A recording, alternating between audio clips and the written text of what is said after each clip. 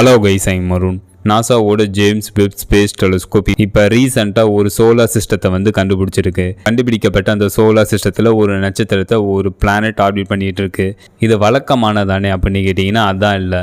கண்டுபிடிக்கப்பட்ட அந்த சோலார் சிஸ்டத்தில் நட்சத்திரத்தை ஆர்பிட் பண்ணிட்டு இருக்கிற பிளானட் அந்த நட்சத்திரத்தை விட பெரியதாக இருக்கு. அதாவது ஒரு எலுமிச்சம்பழத்தை ஒரு பெரிய தர்பூசணி பழம் ஆர்பிட் பண்ணால் எப்படி இருக்குமோ அந்த மாதிரி தான் இந்த சோலார் சிஸ்டம் வந்து இருக்கு. அதாவது ஒரு சிறிய நட்சத்திரத்தை ஒரு மிகப்பெரிய உள்ள பிளானட் ஆர்பிட் பண்ணிட்டு இருக்கு. அதை பற்றி தான் நம்ம இப்போ பார்க்க போகிறோம். இந்த மாதிரி புது அப்டேட்டை நீங்கள் பார்க்கணும்னா மறக்காம அந்த சேனலை வந்து சப்ஸ்கிரைப் பண்ணுங்க. இப்போ அங்கே டீட்டெயில்டாக பார்ப்போம். நாசாவோட ஜேம்ஸ் வெப் ஸ்பேஸ் டெலிஸ்கோப் நமது சோலார் சிஸ்டத்துக்கு வெளியே, நமது சூரிய குடும்பத்துக்கு வெளியே TOI 5205b எனும் எக்ஸோ பிளானட்டை வந்து கண்டுபிடிச்சிருக்கு. இதோட டேட்டா வந்து கலெக்ட் பண்ணியிருக்கு.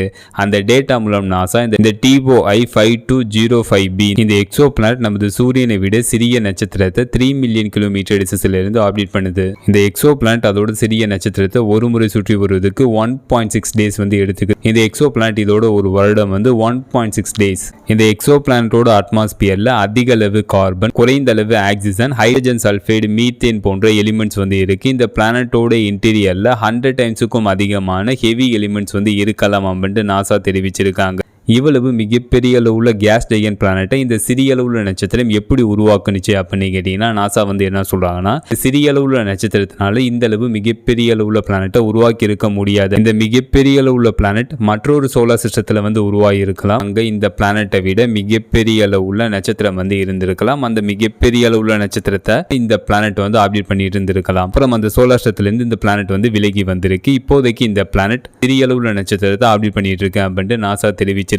இதெல்லாம் அந்த டேட்டா மூலம் நாசா கண்டுபிடிச்சிருக்காங்க. TOI 5205b இந்த எக்ஸோ பிளானட் அமைஞ்சிருக்கிற இந்த என்டையர் சோலார் சிஸ்டமும் நமது பூமியில இருந்து 283 லைட் இயர் டிஸ்டன்ஸ்ல இந்த என்டையர் சோலார் சிஸ்டமும் வந்து அமைஞ்சிருக்கு. 1 லைட் இயர் கிலோமீட்டரா கன்வெர்ட் பண்ணா 9.46 ட்ரில்லியன் கிலோமீட்டர், அதாவது வெறும் 1 லைட் இயர் கிலோமீட்டரா கன்வெர்ட் பண்ணா 9 லட்சம் கோடி கிலோமீட்டர். இந்த என்டையர் சோலார் சிஸ்டமும் நமது பூமியில இருந்து 283 லைட் இயர் டிஸ்டன்ஸ்ல வந்து அமைஞ்சிருக்கு. அப்ப நமக்கு எந்த அளவு டிஸ்டன்ஸ்ல இந்த என்டையர் சோலார் சிஸ்டமும் வந்து அமைஞ்சிருக்கு. அப்புறம் இந்த யூனிவர்ஸ்ல இந்த பிரபஞ்சத்திலே எது ஸ்பீடா டிராவல் ஆகும்னா லைட் தான் ஸ்பீடா டிராவல் ஆகும். லைட்டோட ஸ்பீடு வந்து ஒரு செகண்டுக்கு ஒரு வினாடிக்கு 3 லட்சம் கிலோமீட்டர் வந்து டிராவல் ஆயிருக்கும். லைட்டோட ஸ்பீட்ல நம்ம டிராவல் பண்ணி போனாவே இந்த சோலார் சிஸ்டத்தை அடையிறதுக்கு 283 லைட் இயர்ஸ் ஆகும். ஏன்னா அந்த டிஸ்டன்ஸ்ல இந்த சோலார் சிஸ்டம் வந்து அமைஞ்சிருக்கு. இந்த சோலார் சிஸ்டத்தை பார்க்குறப்ப ஒரு எலுமிச்சம்பழத்தை ஒரு தர்பூசணி பழம் ஆர்பிட் பண்ணா எப்படி இருக்குமோ அந்த மாதிரி தான் இந்த சோலார் சிஸ்டம் வந்து இருக்கு அப்படின்னு நாசா தெரிவிச்சிருக்காங்க.